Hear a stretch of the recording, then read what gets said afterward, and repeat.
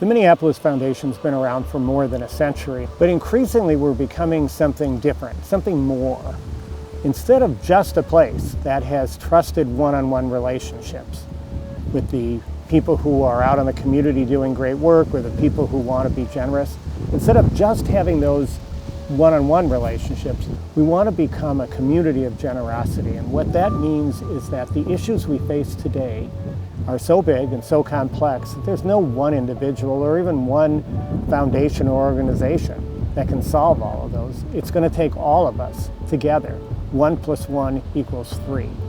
That's what a community of generosity is, and that's what we aspire to at the Minneapolis Foundation.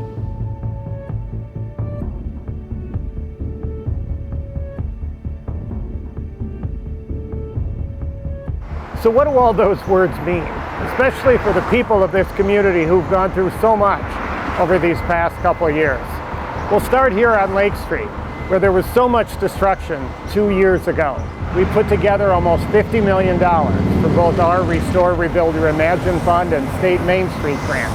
And now those grants are going out block by block, entrepreneur by entrepreneur, intersection by intersection, up and down Lake Street, West Broadway, 38th, and now even beyond.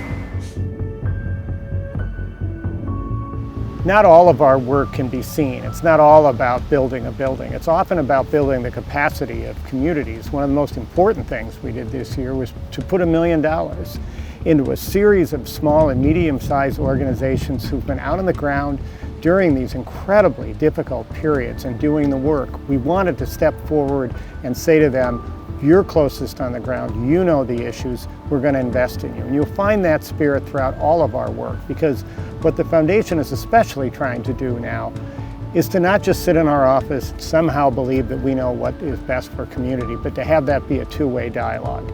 You'll see that throughout our racial and economic justice grants, our Reimagine Education grants, the grants from our Funds for Safe Communities, and through our One Minneapolis Fund. And hopefully also just in the way that we look at community.